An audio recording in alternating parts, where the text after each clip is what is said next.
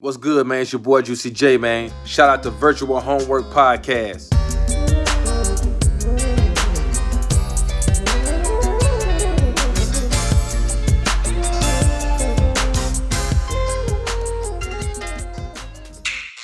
Podcast. We're gonna get fucking demonetized. Anyway, welcome to the Sean Paul Podcast. For all your Sean Paul news, welcome to, I think I just blew out the fucking speakers with my goddamn excited Sean Paul intro. We are the #1 podcast related to Temperature by Sean Paul news. This is true. This is true. No other podcast is talking about Temperature by Sean Paul right now. Temperature by Sean Paul is a very good song. We are a Temperature by Sean Paul podcast. I'm Dana. Yeah, I'm Sam. We've rebranded in the last 2 weeks. I'm sorry. This is all my fault. I decided last Saturday that it would be a very good day to have an enema, and it was a very, very, very bad. Wait, what? I told you that I had like previous arrangements that I was like there was some vaccination shit and I couldn't. But no, I got an enema and everything went wrong. This person was not licensed. All of a sudden, we have. Wait, what? Does this really happen? And that's why the podcast was late this week. Welcome, everyone, to the Virtual Homework Podcast, the #1 virtual homework podcast. I went too hard. I went to 11. I was like, let's make a fun podcast #1 intro. virtual homework podcast. What the fuck is happening right now? We go away for a week and we lose our mojo. Listen, I go 2 in. Everybody, so we done this one time before. We had a double podcast for when something very large comes out, like Death Stranding. And this time around, we had to do the same thing because of a major release. Because Fuser came out like 8 months ago for PC. You know, like, the week that Death Stranding came out, we're like, the week that Death Stranding came out for non-PS4 consoles, aka the PC, we're like, we're gonna actually, like, deep dive into this, get a really good gameplay, like, understanding so we could talk about the game. This time, we're like, Fuser, I guess we're playing Fuser. I don't really want to play Fuser. Real quickly, I know that's the game we played this week. Obviously, if I have people reading the title of this, they know we played Fuser. I have a few questions for you. Have you played Cyberpunk? I have played Cyberpunk, and we could get into Cyberpunk a lot, but I have a back question for you. Just we're slinging questions over here. What is the deal with the trending tab on Dana's Twitter? Because that's what we left our podcast on, a cliff hangover from 2 weeks ago. What, it was just Femboy Hooters, right? We're gonna see what it is now. There were people that were of the Femboy It's community. WrestleMania 37, Benito. This is the most boring stuff of all time. Let's get into the podcast, Apex okay? Legends spelled wrong. Big Chungus. All right. Did you play a game this week? Or last week, for that matter? You actually didn't play a game last week. I'm calling you out. Someone's a little busy. I played Fuser. Okay, you played it this week. You didn't play it the last week. Yeah, okay, I've been playing a shit ton of MapleStory. I got level 250. Yeah, this is not a MapleStory podcast. We're having drama on the pod, okay? We're going to have drama on the pod for the next couple weeks because we might have to intervene. Dana's been playing MMOs. One human being cannot play 3 MMOs. That's like... You ever like see that one? As a WoW player, you've seen the episode of South Park where it's like how can you kill which has no life? It's basically that situation, except in real life. Like, how could you intervene on someone who has no life? 3 MMOs. I don't play. What's the third one I play? RuneScape. I guess you don't play that anymore. 2 MMOs. 1 MMO is already too much for a single person to handle. I play like a half of 2 MMOs. So I'm playing like 1 1/4 MMOs right now. That's like saying I work 2 halves of full-time jobs. I go into both of them, but I don't put an effort to either of them. Like, no, that's not how it works. That's not how it works. You need to only play Fuser and Fuser-related content from now on. We played Fuser this week. Can I say something? First off, you bleep this part out. This is the game I've ever played in my life. Yeah, I don't really Okay, so I don't necessarily disagree with you. I think that there's actually a trend in video games I think there's actually a trend in rhythm games where they make the games very effeminate, and that's not necessarily, like, I don't have a problem with that, but it just isolates a certain demographic of people who would otherwise play rhythm games. I don't want to even say effeminate. I just think this... We should not do this. Just bleep it out.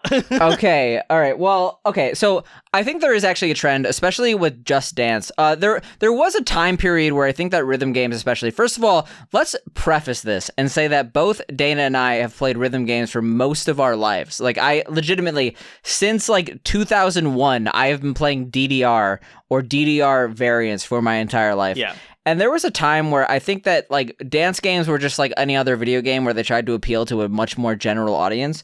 Yeah. But with the eventual popularity of DDR, which came out and took the world by a storm, but like as Absolutely. DDR became more and more like technologically with the times, that turned into Just Dance, and Just Dance emphasized a demographic that isn't necessarily appealing to a general demographic. I'm not going to say that like DDR wasn't considered girly back in the day, but even if it was considered girly back in the day, the vast majority of people I knew who actually played and actually got to a higher level, it's just how it was, and I think it was just due to the fact that hardcore gaming was a man's world back in the day, were necessarily men. With the advent of Just Dance, I feel like it really attracted people who were legitimately into dancing, and while there are many male dancers, the vast majority of people who want a dancing video game, which is like actual dancing, Like dancing, yeah. yeah, were women. And I feel like this actually took that trend and went towards that route with a game like DJ Hero. Like this is I this don't is the think logical. this is specifically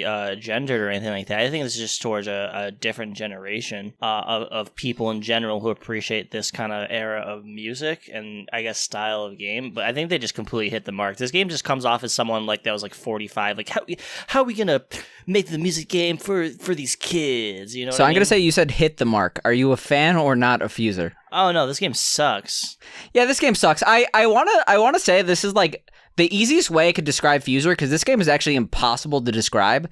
And I just went on a rant that might have gotten me canceled, so I'm sorry if you haven't gotten to the description of Fuser yet. But Just Dance to DDR is Fuser to DJ Hero. Does that make sense to you? Yeah. Like basically, Just Dance took the concept of DDR, which was like, it was trying to be dancing, but it was so far removed from dancing that fucking nerds could play it. Yeah. And they looked at DJ Hero, which is like, again, like it's fun in its own right, but it's definitely not DJing. And they like tried to make a hyper realistic approach, but in the process, they kind of got clinical to the point where it didn't become fun for a lot of people who were coming from the video game aspect. In fact, I think that this is actually a trend in rhythm games that is detrimental to the genre. And it's only a trend in AAAs. Is it just trying to appeal to like a wider audience, or I don't even think it's trying to appeal to a wider audience, but it's trying to appeal to a hyper realistic model of like what a rhythm game is meant to be. Like DDR turning into actual dancing, this turning into actual like making mixtapes, because that's what this game basically is. You're mixing different parts of different songs together and trying to score as many points as possible. I think the best rhythm games, at least for me as a rhythm game player, are games that aren't inherently trying to like do something realistic. Like games like U-Beat, which is literally right behind me, that's an amazing rhythm game, and it's like not trying to be something. You see that in the arcade space, but for the AAA market at like the console level, you just see like stuff that appeals to the lowest common denominator. There's like Guitar Hero, there's like Just Dance and stuff like that. But you could make an argument that like something like Guitar Hero is actually quite technical and really fun to play. Just Dance is something that definitely appeals to like a really, really wide audience. And I think they were just trying to take that same concept and apply it to something like the DJ Hero formula. Because like I just think that they were just trying to make a new age rhythm game to appeal to as many people as possible. Yeah, and that's honestly why I picked this game. Like, I've been playing rhythm games my entire life, but I'll admit that I'm in kind of a slump right now, and that like I've played so many rhythm games and spent so many hours on rhythm games, I got sick of it for a very long time. So I'm like, you know what? What is in the cards right now? And what happened is that they made this game. That's really it. That's Fuser. This is the newest rhythm game that exists. Yeah, basically what this game is they take like all these modern hits in music, whether it's like EDM, pop music. So you're going to see stuff like Billie Eilish. You're going to see, Benny Benassi or like Marshmello, like super like Zoomer-esque like artists and stuff like that. You'll see some like classics like Salt and Pepper. You may see some like 50 Cent in the Club, like really generic genre defining songs throughout the years and stuff like that, where you just kind of mix different instruments from each of the different songs. Each of the songs have like 4 different instruments that you can blend into each other, mix and match, take away to kind of like make a song. Yeah, basically you take Baby by Justin Bieber's instrumental and then you put Coldplay's Yellow on top of it, and then you score massive points even though you want to die listening to the monstrosity you just created. Sounds awful. And like then meanwhile you have like this fucking announcer in the background that's like, whoa, the cow's going crazy, bro, like that's so Canada. Like, imagine the most straight edge person imaginable like trying to sound like they're on drugs, and like they actually like kind of do drug references, like, wow, this music's making me like move my body involuntarily, but like they do things that like sound like someone on Molly would say, but at the same time like this game appeals to children. Of a youth pastor. Yeah, exactly. This is the youth pastor DJ's favorite video game. 100%. I mean, like, on the topic of appealing to the most common denominator, coming off a game like Cyberpunk, I was very disappointed in the customization options. You're able to create your own character, and the customization screen did not even let me choose my own penis at all. Like, there were, like, Cyberpunk has 3 penis options, and while I wish there were more, it still has 3 penis options. It has penis options. Like, Fuser, you didn't have any. Fuser had none. I guess there was a genitalia option in which you could choose a male or female character. However, size? I cannot circumcise my character. Like, at least I feel like there was an inherent, like, oh, this guy, he's probably circumcised. But, like, I don't want an implied circumcision in my video game. I want...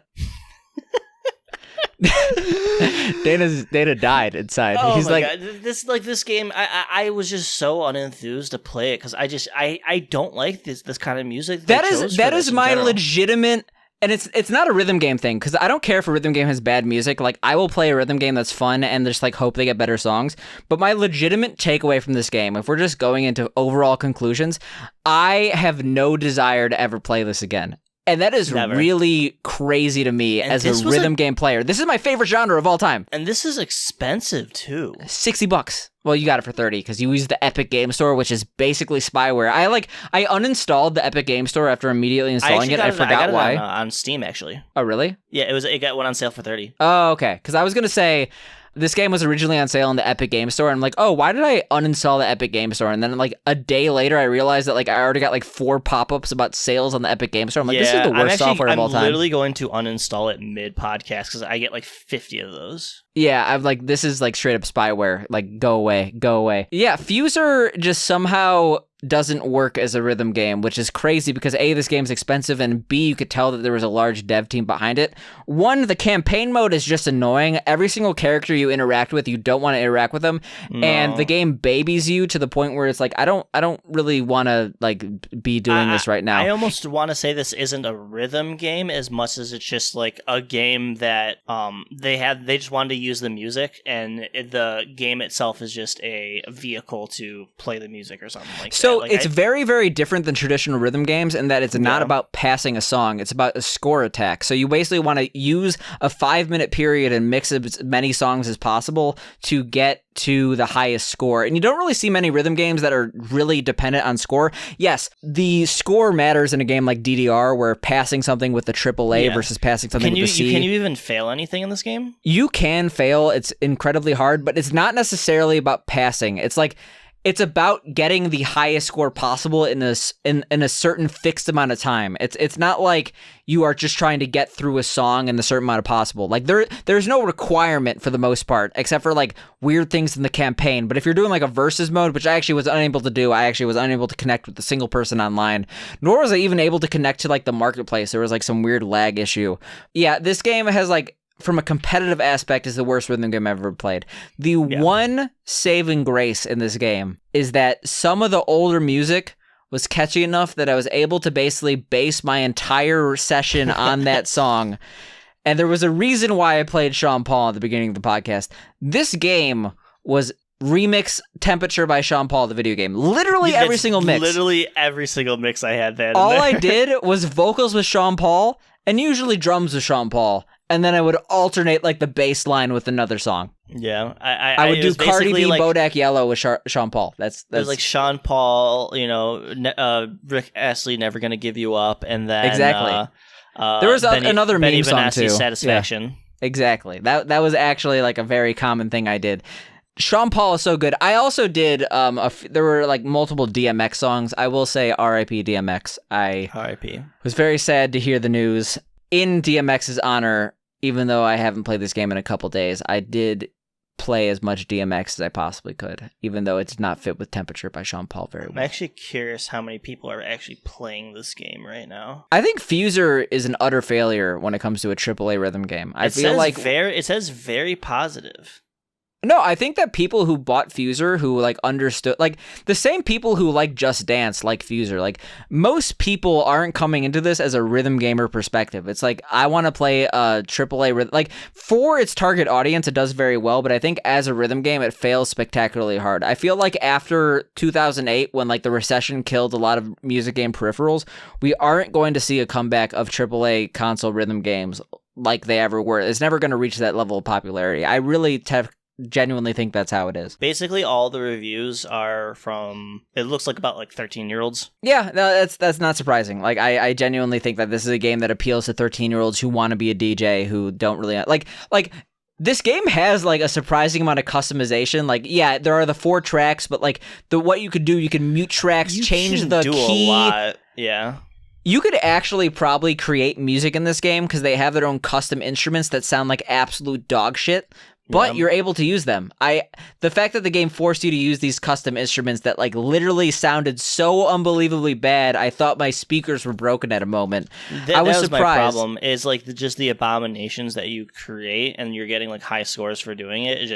It was straight up unenjoyable. Like I've played like key sounded like music games and stuff like that, and like that is enough for me. But like the things you would combine in this, they're just so bad. Yeah, there was really no discretion. It's like at the end of the day, as long as you were able to do stuff on beat, because the game cared about like beats, like you do stuff on a downbeat. First of all, that was actually a problem. 1, 2, 3, 4, 1, 2, 3, 4. They wanted to do it on one every time. There were very specific sections where you could do it on like the 3rd beat or like 2nd beat, but like sometimes you want to go double time and do 1, 2, 1, 2 and like switch things up. And you can't actually do that. The game will penalize you from like actually being creative and trying to make things sound good. But yeah, the main issue I think is that this game doesn't actually have any sort of mechanism to tell if you are creating something good. And I think they try to do the best job they could of like picking music that does not clash together, but occasionally you'll create something so terrible and you'll be rewarded for it. Like, I wish there was some algorithm or something like what you made sounds like dog shit and someone listened to this on the radio. It would be hard to do with this kind of game because it's so subjective. Like, it's not like it's like a score-based, like skill-based game as much. It's kind of subjective if you like the music or stuff like that. Because basically, I figured out like a way to cheat it is literally pick like 3 good beats and then just pick like every 2 seconds, just switch a beat from another song to another song, like boom, 2, 3, boom, 2, 3, boom. Yeah, 2, exactly. 3, boom. Just like, alternating the same 2 tracks every single time. And you get like max points for doing it. And it's just like, all right, this is... The thing about this game versus other rhythm games is that you're not really incentivized to continue. Like, when you are in a game like DDR, I'm going to keep going back to DDR because, of course, it's the #1 rhythm game ever made. When you're playing a game like DDR and you pick a song, like, yeah, you pass it, but you want to, like, improve your score on that song. I never want to play anything on this ever again. Yeah, no, because there really isn't, like, you're not going back to the same mix. It's like... Yeah, like, I guess, like, technically, sometimes the crowd will be like, play a song from the 80s, but, like, you aren't going back to, like, a set thing that you could improve on. Like, you're just randomly mashing up together, and then eventually you'll get, like, a higher score. It's like, okay, I don't really even know what I did to get this. There's really no, like, incentive to do so anyways, because all you get is, like, oh, you unlock shoes. Yeah, I'm not going to unlock a circumcision option. I got shorts. None of them are penis-based. But no, yeah, like, I didn't care about my character at all. I wore, like, a gimp suit. Like, I was just, like, in all black with, like, my entire face covered. Like, it was actually kind of weird. I just picked the default, like, hippie guy. Yeah, I probably shouldn't have even cared enough. Like, they like, tried to...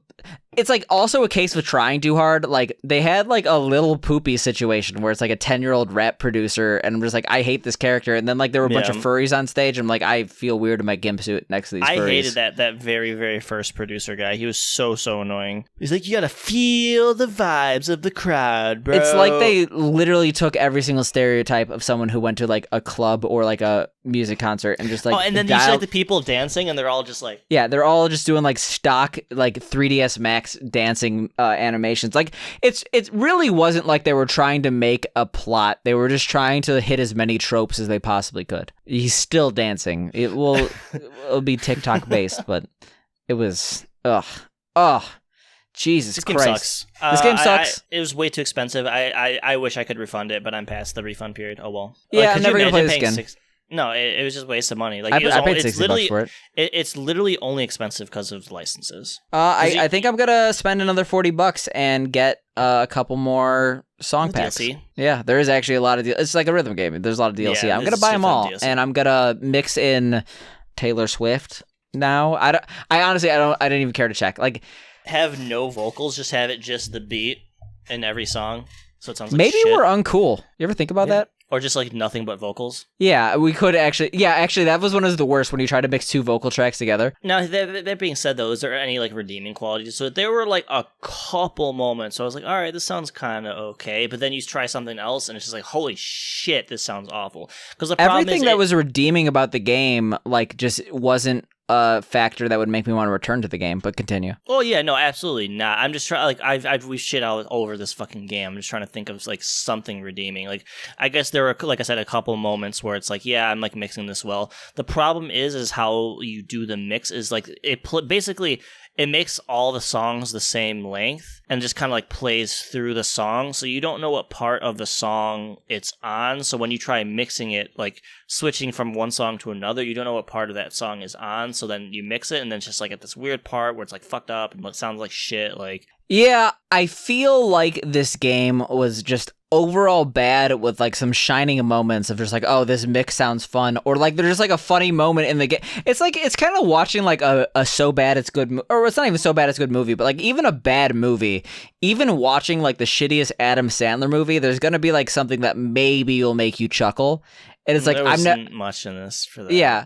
Well, I'm saying like just like a shitty Adam Sandler movie. There's not much, but like I'm not gonna say I was 100% a bad experience. There were times when I was playing this game that like I was 92% bad experience. There was times when I played Temperature by Sean Paul, and then the bass drop from Bodak Yellow by Cardi B came in, and I'm like, this is not bad. I'm enjoying this. But after like the third hour of Temperature by Sean Paul and some random mix, I was just like, I'm over Temperature by Sean Paul. I'm sorry. Then it's like fucking vocals from I don't know. There's like Imagine Dragons, like some stupid shit. You do like Rage Against the Machine mixed with like 50 Cent. Oh it's yeah, just, like, terrible. Like literally talking about like those on the forces like burn crosses, and it's just like the fucking beat from Never Gonna Give You Up. I'm like, this is inappropriate. I'm honestly upset by this. Oh. I give this a don't play this out of a billion. Yeah, keep in mind, I think we were biased to actually like the game, so that's like even worse. I think honestly the biggest part for me like was just the music choice. There's just I like a wide variety of music. This is just like the most generic selection you could ever pick, like ever. Go to like the B96, go to like the hot whatever. You know, it's going to be that kind of shit, which maybe it's just not made for my generation. Maybe if I was like 17, I'd probably like, wow, dude, this is my fucking jam. But I'm honestly conflicted because I feel like I don't know, because like Guitar Hero is inherently rock. This isn't gonna have DJ Sharpnel or anything like that. Yeah, but like arcade rhythm games like kind of have like a shock value that I think they're allowed to do less pop shit. But like even then they have some pop shit. But like new DDR mixes that come out in console have a decent amount of pop on them. Even when they came out back in the day, like they had pop songs on them. Like they like not crazy. It was like 90% original music. But that's the difference, is those were fun to play. No, but I think the difference is that you were just younger and like the music more. I genuinely think that is something generational. I do think that like original music has a massive place in rhythm games, but I'm curious. Like if a game like Guitar Hero came out now, I'm not even sure if it really could, because even though no one gives a fuck about rock music anymore. Yeah, no one gave a fuck about rock music in like 2007 when Guitar Hero came out, or I think that was Guitar Hero 2. A lot of people did. It was still more popular. Yeah. Yeah. Like alternative rock and like metal and stuff like that was like one of the top genres at the time. No, but like the songs that are iconic from Guitar Hero, besides Through the Fire and the Flames by Dragon Force, which, okay, I was playing Through the Fire and the Flames on Stepmania before Guitar Hero 3.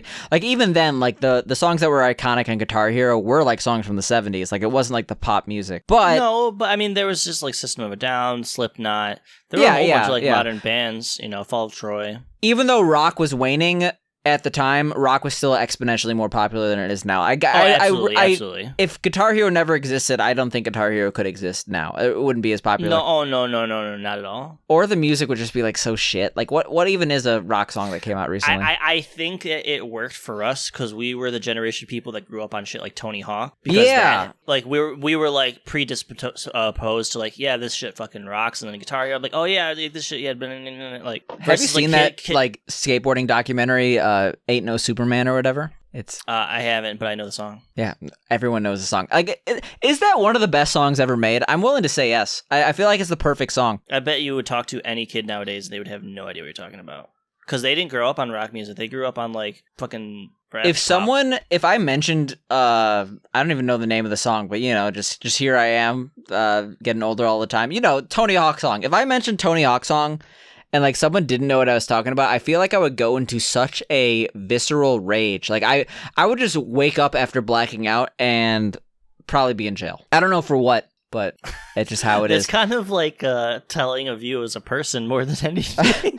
You're like, oh man, I'm listening to Tony Hawk songs. I need to get violent. I don't think that's like... I never said I was getting violent. I could have like blacked out and then like, I don't know, stole a boat. There's options here. That's like violence against property. Violence against property. What are you, like a fucking... Like, something went wrong in the system, okay? You used to be punk rock, and now you're talking about violence against property. Listen, punk rock fucking sucks my cock. Oh, so does Cyberpunk. Cyberpunk sucks my cock. I'm going there, okay? We're done with the Fuser talk. We're going into Sam played more forever. Cyberpunk in the last 2 weeks by far Sam than played he more Cyberpunk. It's a new section. Yeah, well, it's... the last time and first time this section's ever going to happen because I beat Cyberpunk this week. I played a lot of Cyberpunk. Clapping. I was into Cyberpunk, but yeah, I mentioned last podcast that like the more I played Cyberpunk, the more qualms I had with the game. Oh, yeah. And I think it culminated in me playing a shit ton of Cyberpunk and eventually beating it. I am very upset with Cyberpunk. And it's not necessarily... It's just like a worse Grand Theft Auto with a good story. No, I think where I really got upset is the story. And I'm not going to get into it. I'm going to say this thing, and it's not really a spoiler, but like there are multiple endings for this game, and some are better than others. Oh, no. And I would generally consider the ending that I got to be one of the worst endings initially, and I had the opportunity to play through the game. It's not that I fucked up. I think I made good decisions, and I think that the game punished me for making good decisions. But Cyberpunk is a game I think is inherently broken, and fixing the bugs won't fix the reasons why the game is bad. And I will first say that there was a massive, massive, massive patch that just came out, Cyberpunk 1.2. If you look at the patch notes for Cyberpunk 1.2, it's like 500 lines of just like individual fixes. However, they made the patch look bigger than it was because nearly all the fixes were like very weird edge cases, but there were performance enhancements, none that I saw because they were almost entirely on console. And like it's great because people who bought the game on console are saying they could actually play it now, which is like actually a massive patch. Going from unplayable on console to actually being able to play it on console is cool, but it didn't fix a lot of the issues like that I was having on PC, especially graphical. But like one thing that I actually fucked up, the police were already bad and they made the police worse somehow. Like now the police are like spawning in buggy locations and like actually like being a much bigger hassle than they used to be. Unrelated, we could talk about like how they're trying to fix this game as much as possible. Unless they have inherent gameplay fixes, I don't think they're going to make this game a satisfying experience. The first thing I want to say is that this game promises branching paths and longevity, but I think that absolutely not at all. No. So the game actually has branching paths, but I think that their promise of longevity is really, really, really shallow in that each there comes to a point where you beat the game, or not beat the game, but you get to like the end game, and there's what it calls a point of no return. And once you get to that point of no return, that is like you've basically, you're on a gameplay path to the ending of the game. And that path comes way earlier than you would expect.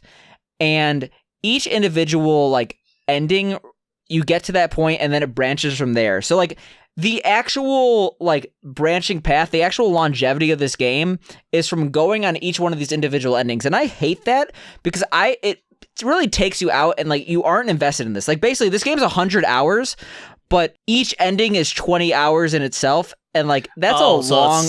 It's you're like not gonna play all of them. Yeah, absolutely not. Like I ended up looking up each individual ending because like you get to the story and then each one diverges so much, like, and it's from like a very, very like shallow position that like I basically have to play a very similar but slightly different game 5 times in order to get the full experience. And that's not what I want. When people think of 100-hour games, they're like thinking like you're invested in this character for 100 hours.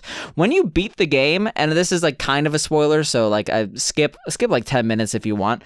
But when you beat the game, you're basically put right before the point of no return. So like everything you do in that very long time to beat the game is completely unaccounted for, and you're basically left. Like, even if you beat the game, you can't play the game after you beat it. The credits roll, and you're, like, right before the point of no return. So, like, you're not emotionally invested anymore. Like, I beat the game. I was so pissed off when I realized this. I just, so like, there's no, like, after you beat the game fucking around. No. And I think that they might be able to rectify some of the situation with DLC, but I don't think they should be thinking about DLC in a game that's inherently broken from the start. Like, I feel like they should have, like, actually made this game satisfying to play.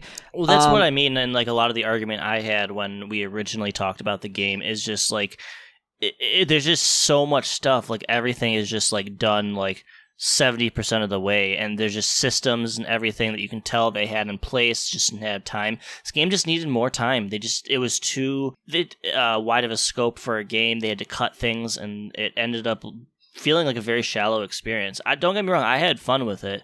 I imagine to some extent you had fun with it.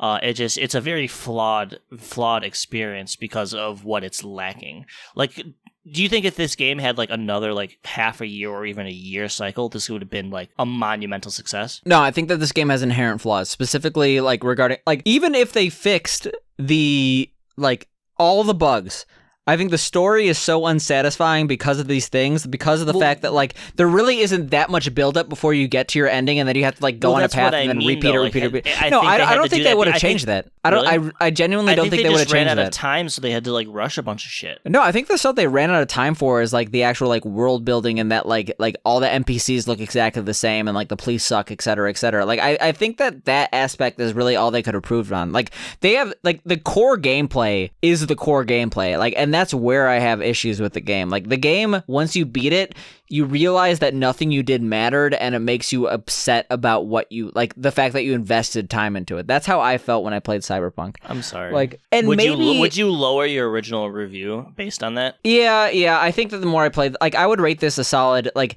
if all the bugs were fixed, a solid 7 out of 10. I actually genuinely think this game is worth $60. Like, I think that for the amount of effort they put in, like, a AAA title of this caliber is, like, even if the game runs on your PC right now, I don't regret spending $60 on this game.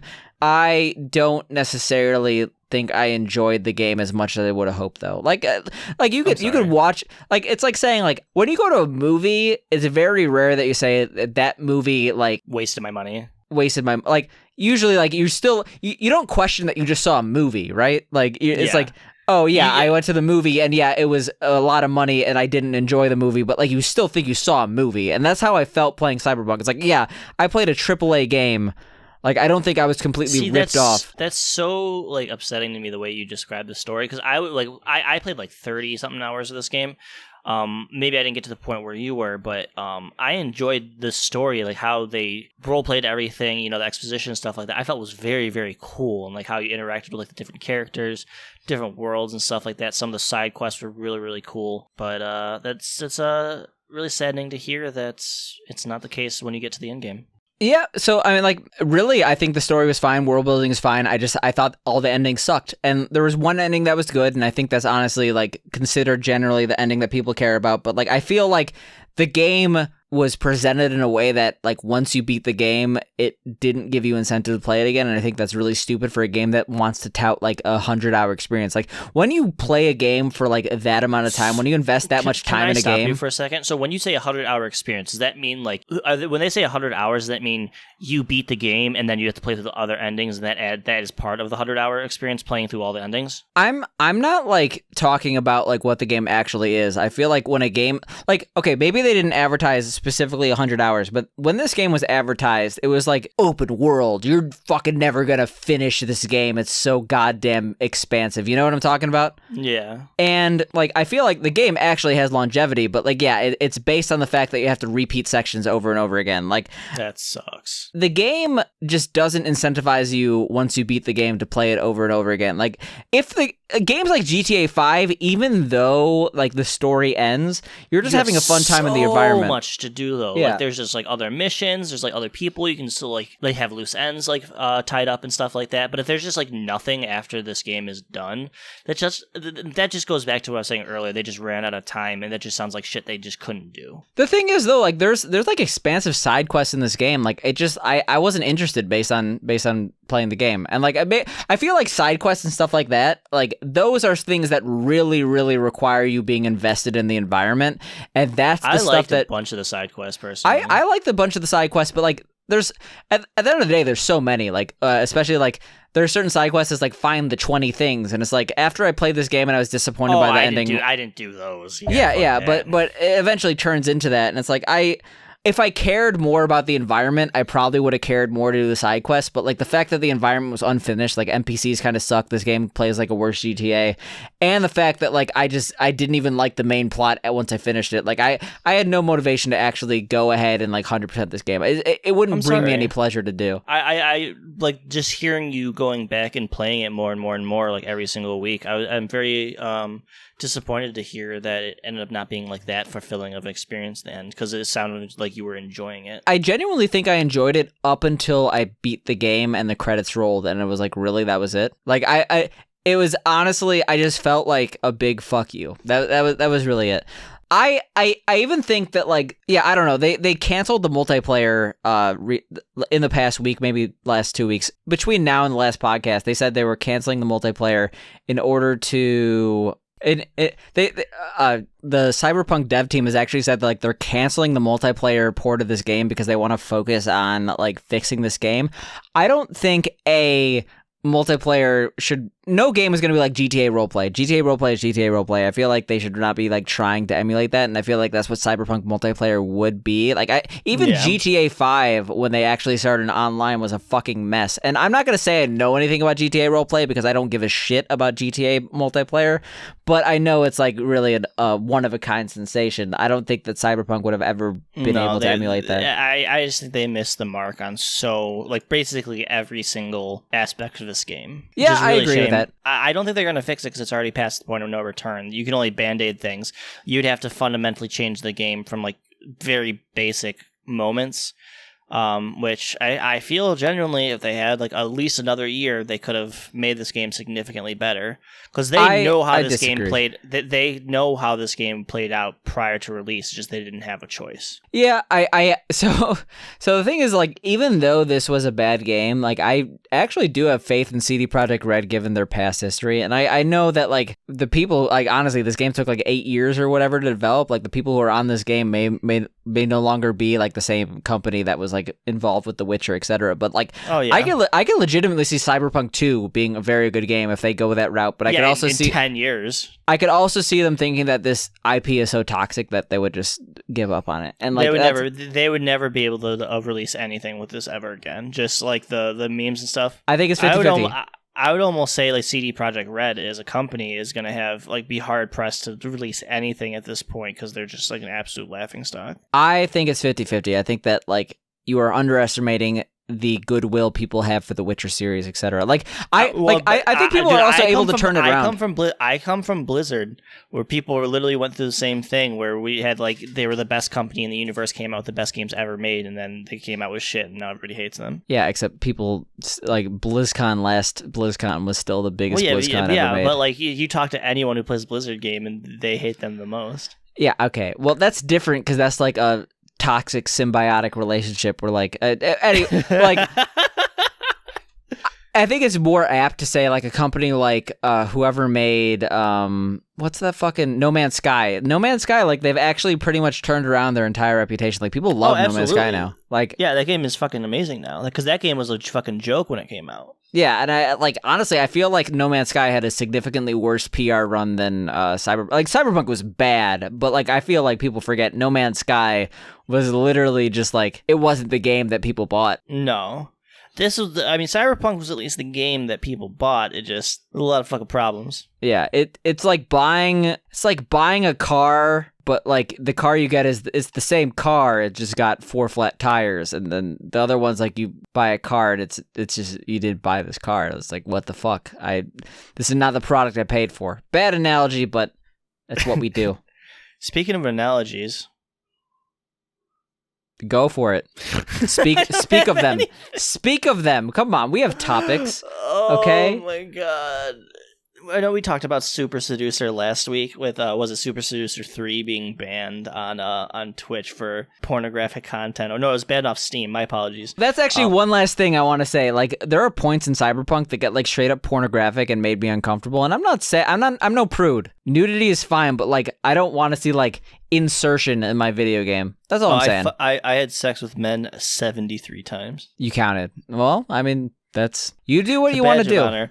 I also I carried like 30 dildos at all times. I thought there were actually some inventory woes with Cyberpunk, but hey, we can have a Cyberpunk podcast again, but we're not going to because we already had half a Cyberpunk podcast again. We're trying to talk about Super Seducer now. We were talking about Super Seducer 3 and how it got what's it called? It got removed from Steam, and they just announced that Super Seducer 1 and 2 is it's not going to be ported to the Switch, which makes sense because it's typically a little bit more family friendly. Yeah. People always like to point to exceptions. Like I feel like so many people point to hypocrisy when I feel like it's more the situation that everything is breaking the rules and it just so happens one slips through. There's some like anime weeb game that's like Breast Toucher 8, like something obscure that no one actually plays that just happens to be on the Nintendo Switch eShop. But yeah, it's a bad day to be a seducer on the internet. Seducers are getting canceled left and right. That sounds super fucking wrong. Yeah, that sounds like actually the worst. I shouldn't say that. Anyway,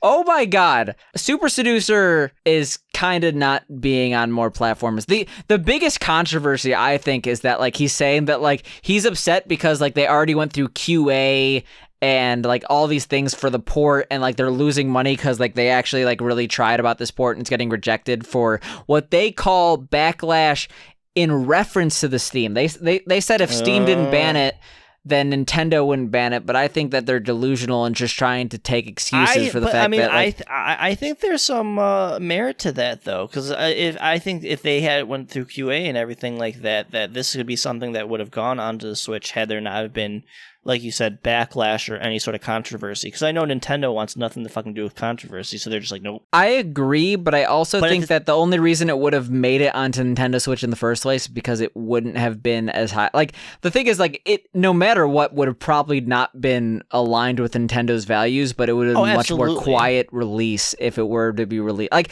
the game is already on legal, like, gray area because, like, they're speaking of straight up pornographic, like, the game can be, like, weirdly pornographic with real people, which is a very big legal gray area. Rapey. Yeah, okay, the entire game is like everything that they tell you to do in Super Seducer, like don't do that unless you're like a sociopath and you want to like, I don't know, just you're a sociopath.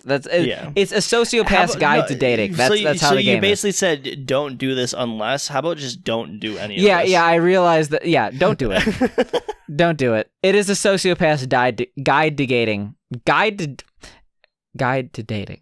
We said the words now. Do you know what else you shouldn't do? What? Make fake cryptocurrencies.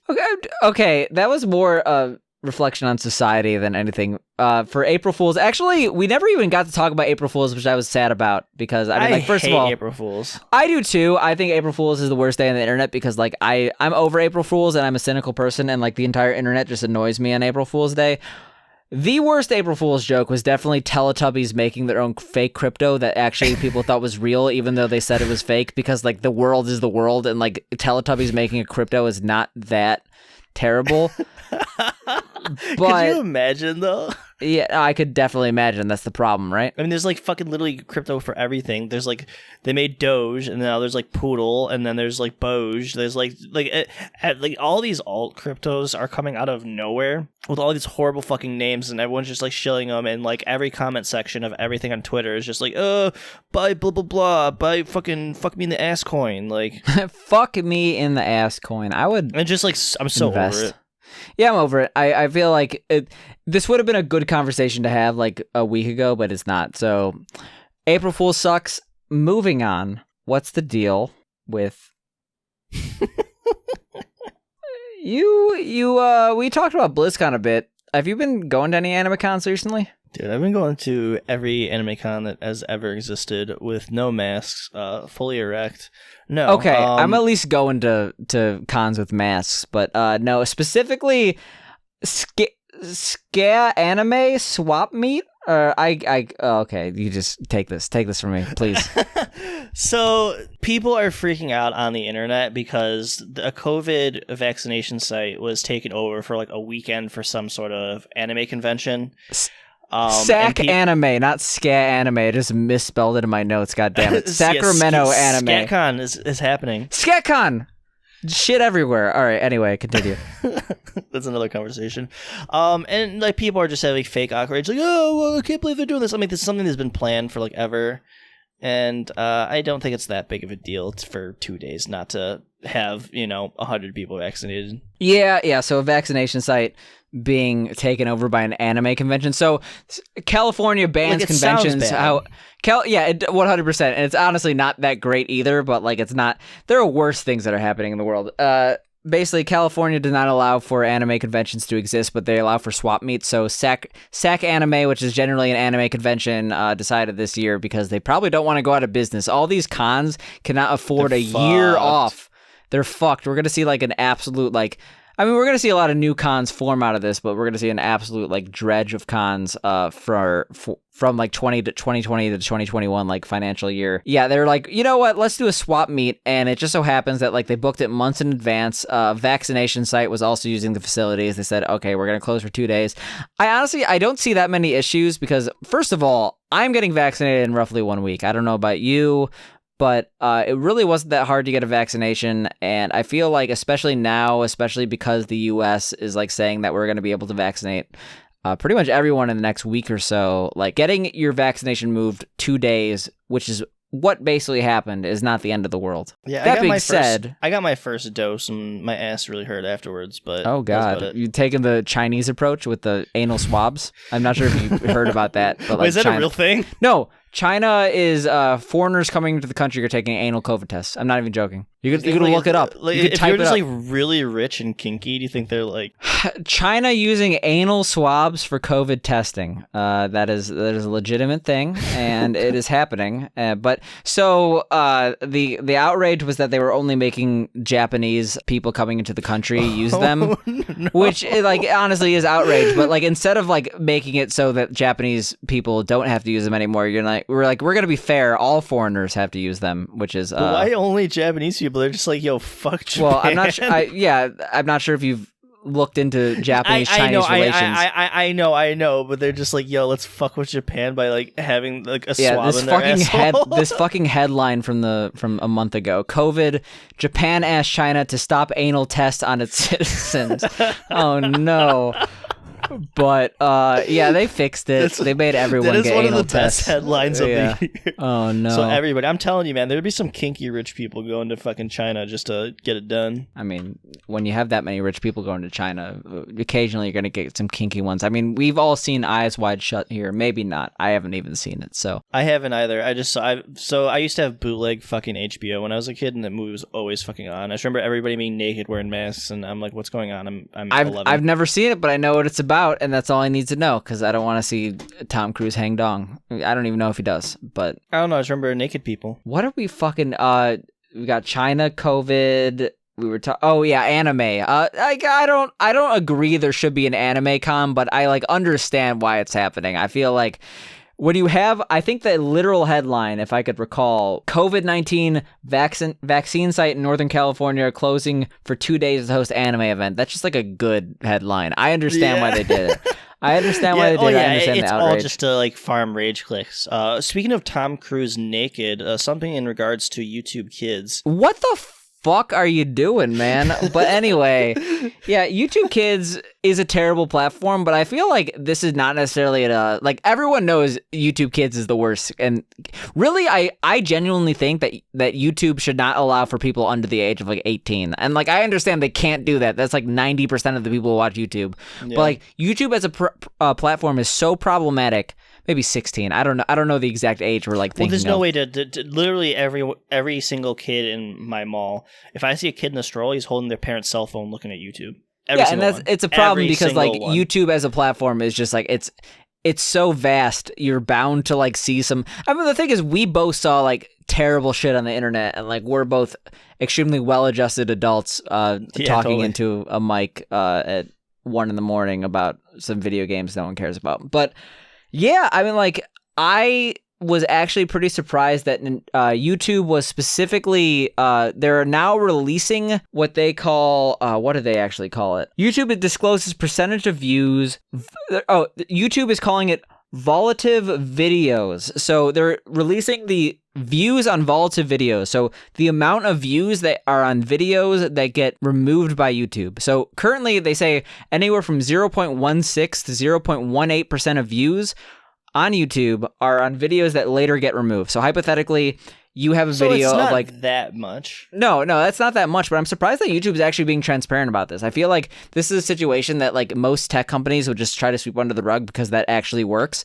Because like Facebook has like 85 controversies a minute and they just don't tell anyone, and like Facebook still exists. Like, well, I think the difference with now. YouTube is like any good PR is good for them because they don't really have any other I'm not sure if this is good PR though, because like that's saying 1 in 1,000 views, basically a little bit more than 1 in 1,000 views on like what is a video that gets removed from YouTube? Like part of that is going to be like literally just DMCA shit. Like someone uploads some song and then it's no longer able to be watched. Or it'll be like kids in swimsuits with like a billion views. That's the bad thing. That's the one that should get removed. But like, yeah absolutely. Like it is bad press when you think about like what these people are viewing. But like I'm surprised. I thought it would be higher. I thought it'd be probably like 1% of views on like videos that eventually do get removed. But B, like I think it's actually a good step in the right direction. That's all I want to say. I mean, it's just the problem when these companies get too large. It's like you really can't, what's the word I'm looking for? You can't like view and verify 100% of content that's put on your website. It's impossible. Yeah, it's too large of a platform. It's like Facebook. Like you just can't like. Yeah, and I think that legislation does try to like fix that, but it just is what it is. Possible. We as human beings cannot police YouTube. It's just how it is. It's just how it is. I'm going to start the YouTube police. That already exists. Isn't that like YouTube, like Heroes? It's literally called YouTube Heroes. I remember that came out. I actually signed up for it, and then I never heard anything of it. It still exists. You could become an hero if we're doing 4chan references. Okay, that was an epic. That's like a really dark meme, man. Oh my god. I had to say it because YouTube Heroes is like I mean, honestly, if you're like being a mod for YouTube, like you probably have a very miserable life based on the content you have to watch and have like to moderate. Being a mod of Reddit? Yo, being a mod of Reddit's the worst, but like at least it's not YouTube comments. Holy shit, at least it's not YouTube comments. Like people on Reddit just think they're smarter than their own good. Like I was like reading some Reddit thread. It's like, oh, we're so much smarter than like they literally said like 90% of the population is dumber than Reddit or something like that. I'm like, are you? God. I wanted to comment like you sound like such a entitled douchebag, but I just didn't want to get like 35 Speaking of comments, the comments unvotes. that are fucking nuts are TikTok comments, man. Like straight up, you like if you make a video and someone like shit talks you, you just make a response video immediately under it and just ratio the fucking ever living shit out of them. Like, yo, did you do that? Did the Virtual Homework podcast diss some commenter? I don't even know if we've gotten any comments. We have 19 followers. We're kind of a big deal. Okay. Dude, we had one comment that said like the coolest podcast. Really? Okay, well that's dope. I mean, what else is there to say? I mean, we're the coolest podcast. Yeah. Cha. Are you a Chet? Should I just start calling you that? No, don't ever call me fucking You just Chet. went Cha. Okay. Listen. I'm gonna meet you by the beach, brah. I burn. I burn like a fucking lobster, like if I'm out in the sun too long. I'll burn you like a fucking lobster. You ever go in a pot? Macaroni in the pot? Some wet-ass Dana?